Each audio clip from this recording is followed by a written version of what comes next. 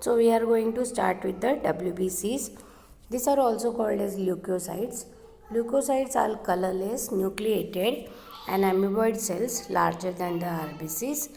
Due to their amoeboid movement, they can move out of the capillary walls by a process called diapedesis. A normal adult has an average of about 5,000 to 11,000 RBCs per cubic of blood. Now, the decrease in the number of the RBCs, that is, if it is less than 4,000, it is called as leukopenia. Commonly, it is seen in conditions like AIDS, HIV, and TB patients, or those who are exposed to radiations, shock, etc. Then, temporary increase in the WBC number is called as leukocytosis. Now, this can occur due to infection. It also can occur during the pregnancy and in the newborn babies. Uncontrolled increase in the number of WBC results in a type of blood cancer called leukemia. WBCs are mainly concerned with defense mechanism, that is the protection. आता आपण पांढऱ्या पेशी म्हणजे leucocytes शिकणार आहोत. हे colourless आहेत, nucleated आहेत आणि त्यांचा शेप अमिबासारखा RBCपेक्षा त्या मोठ्या आहेत. त्यांच्या या अमिबॉइड मुवमेंटमुळे त्या कॅपिलरी वॉल्समधून मूव्ह होऊ शकतात, स्वतःला स्क्वीज करतात, बारीक करतात आणि त्या जाऊ शकतात आणि या प्रोसेसला आपण डायपेटिसिस म्हणतो. नॉर्मल ॲडल्टमध्ये जवळजवळ 5,000 ते 11,000 एक ब्लडमध्ये एवढ्या WBC असतील. नंबर ऑफ जेव्हा WBCs 4,000च्या खाली जातात त्या कंडिशनला आपण ल्युकोपेनिया म्हणतो. कॉमनली एड्स, HIV आणि TB पेशंट्समध्ये हे दिसतं किंवा ज्यांच्यामध्ये रेडिएशन्सला जी लोक एक्सपोज होतात, जे शॉक्समुळे अशा गोष्टी होऊ शकतात. नंतर टेम्पररी जर नंबर ऑफ WBC इन्क्रीज झाले तर त्या कंडिशनला आपण म्हणतो ल्युकोसायटॉसिस. हे इन्फेक्शननी घडू शकतो, प्रेग्नन्सीच्या वेळेला पण होऊ शकतं किंवा न्यूबॉर्न बेबीजमध्ये पण हे होऊ शकतं. नंतर प्रमाणाच्या बाहेर जेव्हा अनकंट्रोल्ड WBCचा नंबर इन्क्रीज होतो तर त्याच्यामुळे ब्लड कॅन्सर होऊ शकतो, ज्याला आपण ल्युकेमिया म्हणतो. WBCs हे मेनली प्रोटेक्शनचं काम करतात, ते डिफेन्स मेकॅनिझमशी कन्सर्न्ड आहेत. Now we will see the types of the WBC. These are colorless, irregular, nucleated cells and they show polymorphism, that is, they exist in different forms. They can be classified into two main categories such as the granulocytes and agranulocytes. म्हणजे WBC हे colourless आहेत, त्यांच्यामध्ये nucleated आहेत, okay, irregular shape आहेत आणि ते वेगवेगळ्या शेपमध्ये मिळतात, म्हणजेच त्यांना ते एक्झिबिट करतात polymorphism.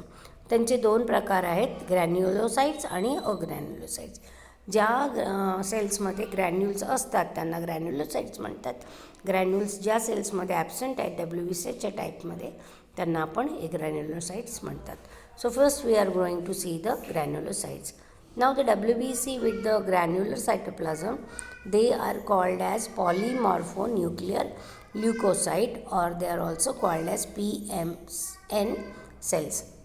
Now these have lobulated nuclei in different shapes, and granulocytes formed from the myeloid stem cells, and once forms they do not divide.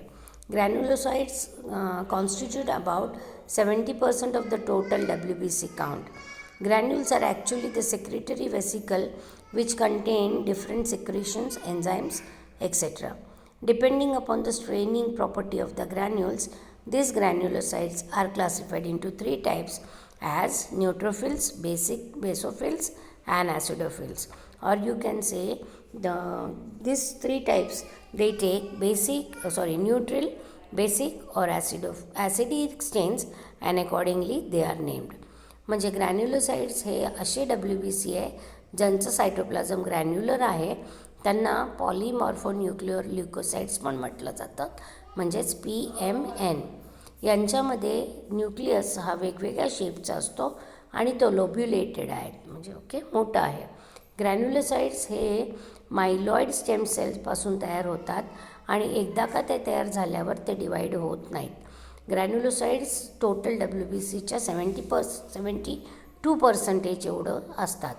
ग्रॅन्युलोसाइट्स actually हे सेक्रेटरी वेसिकल्स आहेत ज्यांच्यामध्ये डिफरंट सिक्रेशन्स आहेत, एन्झाईम्स आहेत आणि हे ग्रॅन्युल्स कुठली stain घेतात त्यानुसार ग्रॅन्युलोसाइट्सचे 3 टाईप आहेत, neutrophils, basophils and ॲसिडोफिल्स.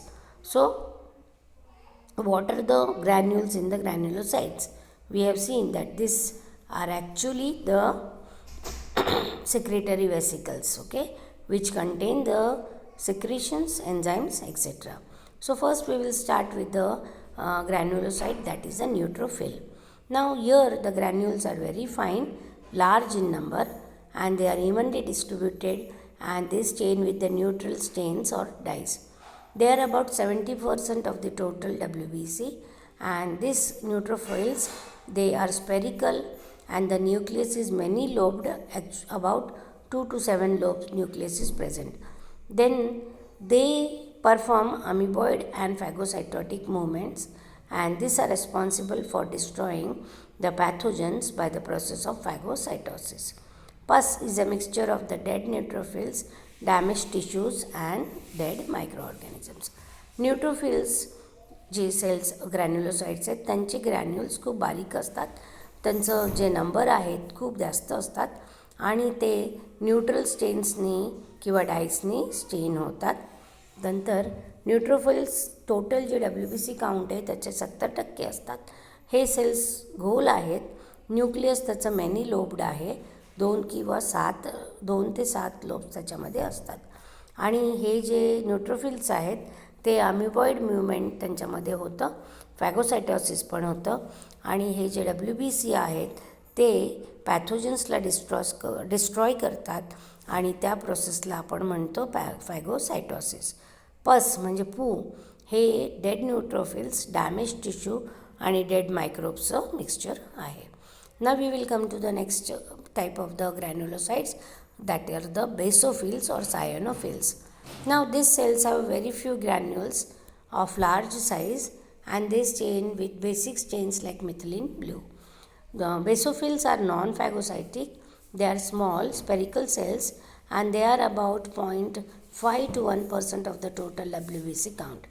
The nucleus of them this is twisted and they are present in infected and allergic conditions only. So if you have an infection or any allergic condition, the number of the basophils will increase. Basophils secrete heparin, histamine and serotonin. So basophils किंवा जे सायटोफिल्स आहेत हे दुसऱ्या टाईपचे ग्रॅन्युलोसाइट्स आहेत त्यांच्या सेल्समध्ये कमी ग्रॅन्युल्स असतील, पण हे ग्रॅन्युल्स मोठ्या साईजचे असतील आणि ते बेसिक स्टेन्स जसं मिथिलीन ब्लू त्याने स्टेन होतील. बेसोफिल्स हे नॉन फॅगोसायटिक आहेत, म्हणजे फॅगोसायटिकचं काम करणार नाहीत, छोटे आहेत, गोल सेल्स आहेत आणि टोटल WBCच्या 0.5 to 1% आहेत. न्यूक्लियस त्यांचं ट्विस्टेड आहे आणि ते इन्फेक्टेड आणि ॲलर्जिक कंडिशनमध्ये मिळतात. म्हणजे जर एखाद्या व्यक्तीला इन्फेक्शन झालं किंवा ॲलर्जी कंडिशन झालीच तर बेसोफिल्सचं जे नंबर आहेत ते इन्क्रीज होतात, ओके, किंवा ते दिसतात त्यावेळेला. बेसोफिल्स हिपॅरिन, हिस्टामिन आणि सिरोटोनिन हे हॉर्मोन्स सिक्रेट करतात, हे पदार्थ सिक्रेट करतात. The last type is the eosinophils or the acidophils. Now the acidophils contain the lysosomal granules that are stained to red color with acidic stains like eosin. They are about 1 to 3% of the total WBC count. Nucleus is bilobed. They destroy the antigen-antibody complex by the process of phagocytosis. The number increases in allergic conditions and they show antihistaminic properties. They are also responsible for detoxification as they produce antitoxins. आता eosinophils किंवा ॲसिडोफिल्स आहेत, यामध्ये लायसोसोमल granules असतात आणि हे acidic stains जसं इओसिननी red colour स्टेन होतं. इओसिनोफिल्सचा जो नंबर आहे 1 ते 3% आहे टोटल WBC काउंटच्या. न्यूक्लियस बायलोब्ड आहे आणि त्यांच्या अँटीजन अँटीबॉडी कॉम्प्लेक्स ते डिस्ट्रॉय करतात फॅगोसायटोसिस प्रोसेसनी आणि त्यांचं नंबर जो आहे तो ॲलर्जिक कंडिशनमध्ये इन्क्रीज होतो आणि ते अँटीहिस्टॅमिनिक प्रॉपर्टी दाखवतात. अजून ते रेस्पॉन्सिबल आहे डिटॉक्सिफिकेशनसाठी, कारण ते काय प्रोड्यूस करतात, antitoxins. So see the figures. This is a neutrophil. 3 lobes are seen and this is a bilobed structure. बेसोफिल्समध्ये परत आपल्याला न्यूक्लियस दिसतो मोठं एकच, आणि हे सगळे ग्रॅन्युल्स आहेत बाजूबाजूला, आणि इओसिनिफोल्समध्ये बायलोब्ड न्यूक्लियस दिसतो. Okay, so this completes